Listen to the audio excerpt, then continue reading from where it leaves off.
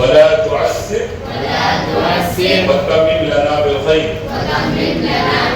وبك نستعين يا فتاح رب اشرح لي صدري ويسر لي امري واحلل عقدة من لساني يفقهوا قولي.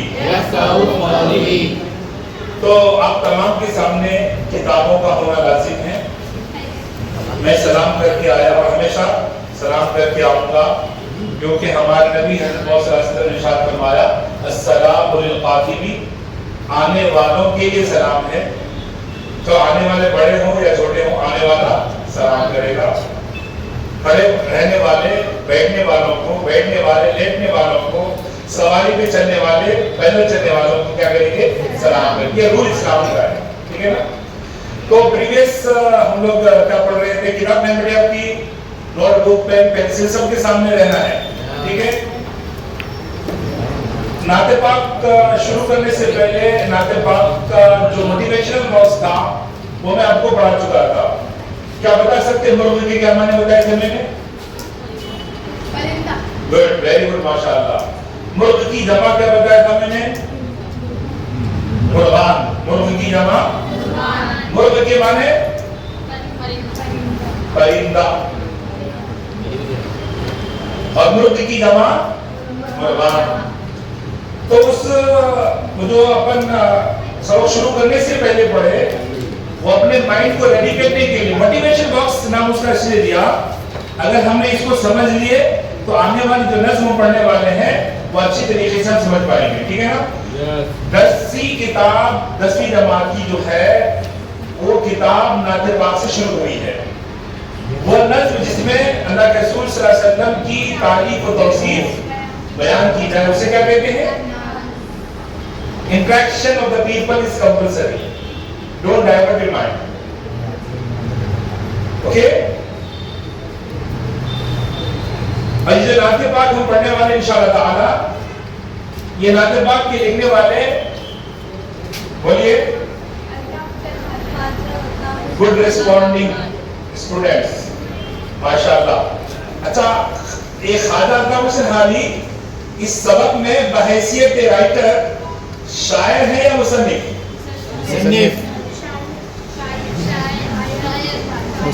کسی نے مصنف بھی کہا بچوں. تو آپ کی اطلاع کے لیے، آپ کی انفارمیشن کے لیے عرض کر دوں، لینگویج اردو جو ہے آپ اس پہ بھی دھیان دیجیے حضرت. ٹھیک ہے. نوٹ بک کے ساتھ میں آپ کو ساتھ پہ بولیے یہ اردو جو ہے نا 2 حصوں پر منقسم ہے. کتنے بیٹے؟ 2 حصوں پر. ایک کا نام ہے نثر اور ایک ہے نظم. یہ نثر کو انگریزی میں پروز کہتے ہیں. کیا کہتے ہیں؟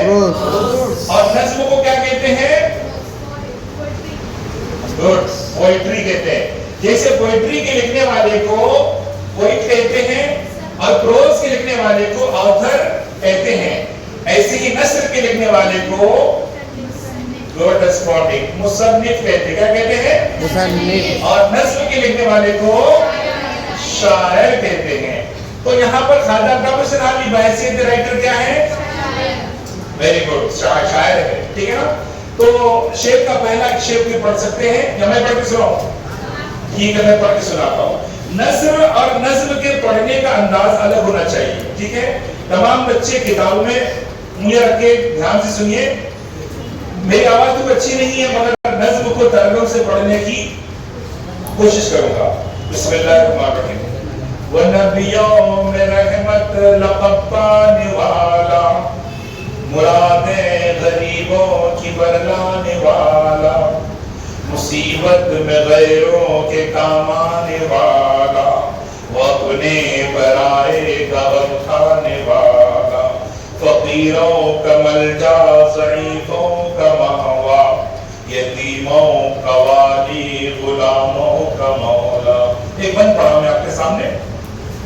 یہ جو بند ہے اس میں کتنے لائنز ہیں، کتنی سطریں ہیں، کتنے مصرے ہیں بیٹے؟ گر کے بولو. 6 سطریں ہیں ماشاءاللہ. 6 سطر या 6 मिसरों के बंद को क्या बोलेंगे अपन? क्या बोलेंगे? प्रीवियस नहीं बोला मैं आप लोगों को, मुसद्दस कहेंगे। क्या कहेंगे? याद रख लेना, ये आपके एग्जाम में पार्ट बी के अंदर जो 20 मार्क के हैं, इस तरह के सवाल आएंगे। मुसद्दस कहते हैं 4 मिसरे, 5 मिसरे, 2 मिसरे, 6 मिसरे। 6 मिसरे वाले बंद को क्या बोलेंगे? मुसद्दस। मिसरा किसे कहते हैं साहब? मिसरा देख लीजिए यहाँ पे, 1 मिसरा, 2 मिसरा, ठीक है ना। मगर यहां पर तो आपके बंद है मिसरा उला, मिसरा सानिया, मिसरा सालिसा, मिसरा राबिया, मिसरा खामिसा, मिसरा सालिसा। ये 6 मिसरे मिलके क्या बनता है? एक बंद। इसको, इसी को कहते हैं मुसद्दस। क्या कहते हैं? मुसद्दस, ठीक है ना। अच्छा, एक सवाल है, आप बोलिए 4 मिसरों के बंद को क्या बोलेंगे? बोलिए। रुबाई कहते हैं। क्या बोलेंगे? रुबाई कहेंगे। रुबाई की जमा रुबाइयात है। आपने माशाअल्लाह प्रीवियस 7 में कई बंद, कई नज़में पढ़ी आपने। अब्जद की रुबाई पढ़ी, मीर अनीस की रुबाई पढ़ी, ठीक है। मैंने जो अभी ये बंद पढ़ा आपके सामने, मैं इसे एक्सप्लेन करता हूँ, गौर से सुनिए आप लोग। वो नबियों में रहमत लक़ब पाने वाला, वो नबियों में, वो कौन भाई? हमारे नबी हजरत मोहम्मद सल्लल्लाहु अलैहि वसल्लम मुराद है। ये लफ्ज वो तो है, ज़मीर है, क्या है? वो लफ्ज जो इसम की जगह पे इस्तेमाल किया जाए उसे क्या कहते हैं? ज़मीर कहते हैं। उसी ज़मीर को अंग्रेजी में प्रोनाउन कहते हैं। प्रोनाउन किसे कहते हैं? The word used instead of noun called pronoun. वो नबियों में रहमत लक़ब पाने वाला, मेरे नबी हजरत मोहम्मद सल्लल्लाहु अलैहि वसल्लम तमाम नबियों में ऐसे नबी हैं जिनको रहमत लक़ब मिला। क्यों रहमत लक़ब मिला? आप पूरी जिंदगी अपनी उम्मत पर, अपनों पर, गैरों पर रहमत बनते रहे, किसी के लिए अपनी पूरी जिंदगी में रहमत नहीं बने। इसीलिए अल्लाह पाक ने फरमाया, वमा अरसलनाका इल्ला रहमतन लिल आलमीन। ऐ नबी सल्लल्लाहु अलैहि वसल्लम, हमने आपको सारे जहान के लिए रहमत बनाकर भेजा। आप पूरी जिंदगी में किसी के लिए रहमत नहीं बने, ना अपनों के लिए ना गैरों के लिए। तो इस सबक को हम अपने जात से, अपने आप से कनेक्ट करने की कोशिश करेंगे कि हम ऐसे नबी रहमतुल आलमीन की उम्मत है, तो हमसे भी किसी को तकलीफ नहीं पहुंचानी चाहिए। बात समझे कि टीचिंग जो होती है, आप सब्जेक्ट पढ़ करके मार्क्स लेके आ गए, तो वो इफेक्टिव टीचिंग या इफेक्टिव लर्निंग नहीं बोलते, बल्कि उसको रियल लाइफ से कनेक्ट करने की क्या है बच्चों? जरूरत है और कोशिश करनी चाहिए। आपका नाम क्या है? आप तवज्जो से सुन रहे हैं ना? हाँ, तवज्जो सुनिए। लक़ब की जमा अलक़ाब है। लक़ब की जमा मुरादें, मुराद की जमा, मुरादें गरीबों की बर लाने वाला। बर लाने का मतलब है पूरा करना, बर लाना पूरा करना। नबी करीम सल्लल्लाहु अलैहि वसल्लम गरीबों की मुरादें अल्लाह के फजल से क्या करते थे? पूरे कर दिया करते थे। बच्चों, अगर आप तवज्जो के साथ, look at me, you should not suppose to see outside these. Mostly boys that don't have reader, as previous, humbly requested you to bring your reader. आप अपनी किताबें, दरसी किताबें लेके आया करें। मुसीबत में गैरों के काम आने वाला। मुसीबत, मुसीबत तकलीफ को कहते हैं। मुसीबत की जिद है राहत। मुसीबत की जिद क्या है? और मुसीबत की जमा क्या है? मसाइब। मुसीबत की जमा क्या है बच्चों? मसाइब। मसाइब के माने मुसीबत। तो मुसीबत में गैरों के काम आने वाला। अब एक काम करिए, मुसीबत में गैरों के मेरे आका कैसे काम आए? पूरी जिंदगी आप सल्लल्लाहु अलैहि वसल्लम गैरों के काम आए, मुसीबत के अंदर काम आए। खाना नहीं सौ लोगों को खाना दिए, पानी सौ लोगों को पानी दिए। जो मुसीबत में फंसे उनको मुसीबत से आजाद करे। वो मशहूर वाक़या आपने सुना है कि एक औरत, बुढ़िया औरत, जिनके पास कुछ वजन का सामान था, उनको ले जाने वाले की जरूरत थी। आप सल्लल्लाहु अलैहि वसल्लम उनको मंजिल मकसूद तक क्या कर दिए? पहुंचा दिए। हालांकि नबी करीम सल्लल्लाहु अलैहि वसल्लम के वो कोई नहीं होते थे। हर मिसरे के पीछे मैं आपको कुछ वाक़यात सुनाने की कोशिश करूंगा ताकि आप इम्तिहानात के अंदर आंसर्स को इलॉबरेट करके लिख सके। क्योंकि as per the government rule short answers must be 4 to 6 sentences and long answers 10 to 12 sentences. Okay? And for that purpose मैं आपको कुछ वाकयात बताने की कोशिश करूंगा। देखिए, वो अपने पराये का गम खाने वाला, अपने पराये का, अपनों का गम तो कोई भी खाता, मेरा का अपनों का भी गम खाते और पराये का गम खाते। गम खाने का मतलब है गम में शरीक होना, गम खाना ना, बोलो आप लोग, गम में शरीक होना। अपने और पराये सबके गरीब में क्या होते, शरीक होते। एक औरत थी, रोजाना आपके रास्ते में कांटे बिछाती, आपके कचरा फेंकती थी। एक दिन अचानक कचरा नहीं फेंकी तो आप सल्लल्लाहु अलैहि वसल्लम उनके घर तशरीफ ले गए। कुछ अल्लाह की बंदी, आज मुझ पे कचरा आप नहीं डाले, क्या बात है? हमको अगर रोजाना कोई तकलीफ दे, मेरी गाड़ी को भी पंक्चर कर रहा है डेली, एक दिन पंक्चर ना हो, अरे सुकून मिला यार बोलते अपन, जो भी कर रहा था मैं जिधर का उधर छुड़ा रहा बोलते। अल्लाह के रसूल सल्लल्लाहु अलैहि वसल्लम पर कचरा डालने वाले के घर आप क्या गए, तशरीफ ले गए और देखा कि वो क्या है, बीमार है। तो अपने और पराये का गम मिला था, खाया करते, उनके गम में क्या होते, शरीक होते थे। फकीरों का मलजा, ज़ईफों का मावा। फकीरों का मलजा, मलजा के माने, आपके हाथों में पेंसिल है बेटे, तो उसको रख मत दीजिए ना। आप लोग जो मैं लिखा रहा हूं बोर्ड पे, अपने नोटबुक में, अपने बयाजों में लिखने की कोशिश करें। मलजा के माने क्या लिखा मैं? वेरी गुड, ठिकाना।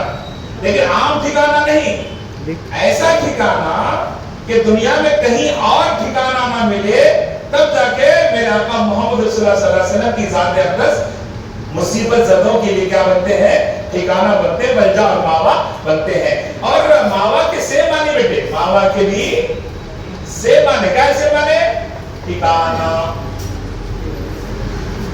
फकीरों का मलजा, ज़ईफों का मावा।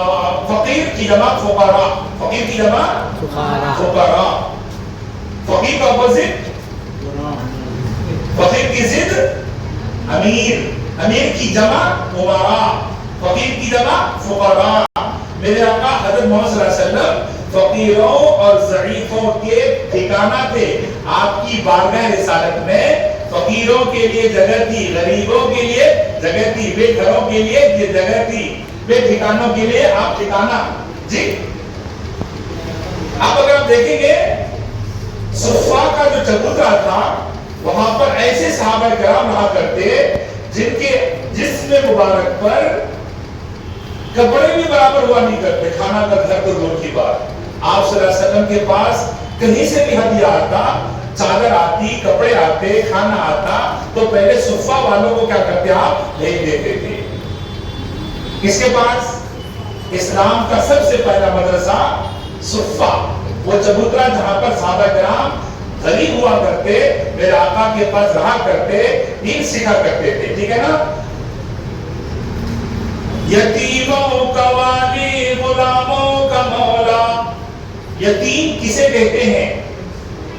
जिनके वालिद नहीं होते, वाला नहीं होते। खुद मेरे आका मोहम्मद रसूलुल्लाह सल्लल्लाहु अलैहि वसल्लम यतीम है। कुरान कहता है अलम यजिदका यतीमन फआवा व वजदका ज़ालिमन फहदा। नबी सल्लल्लाहु अलैहि वसल्लम, हमने आपको यतीम नहीं पाया, आपकी परवरिश नहीं की, बेशक हमने आपको यतीम पाया और मेरी सुपरविजन में, मेरी निगरानी में आपकी परवरिश की। तो फरमाते हैं हाली मुसद्दस की शेर के अंदर, इस मिसरे के अंदर, यतीमों के आप वाली हैं, रखवाले हैं और गुलामों के मौला भी हैं। अच्छा, इसको आप कैसे समझेंगे? 9th क्लास के अंदर 5वां सबक क्या है, जरा बोल सकते कोई? बोले साहब 9th क्लास गुजर के कितने दिना की हो गए, अब पूछ रहे हैं आप। ईदगाह सबक का नाम, ईदगाह सबक के मोटिवेशनल बॉक्स में एक यतीम का वाकया आपने पढ़ा होगा। ईद का दिन था, सब बच्चे ज़र्ब को पोशाक पहनकर ईदगाह को जा रहे थे, रसूलुल्लाह भी जा रहे थे सल्लल्लाहु अलैहि वसल्लम। रास्ते में एक बच्चा बिलक बिलक कर रो रहा था। आप रहमतुल लिल आलमीन सल्लल्लाहु अलैहि वसल्लम उस बच्चे से पूछा, बेटा क्यों रो रहा है, बेटा क्यों रो रहा है? تو صرف یتیم بچے نے کہا لیکن میرے ماں باپ نہیں ہیں، بچے نئے کپڑے پہن کے عیدگاہ کو جاتے ہیں، کاش میرے ماں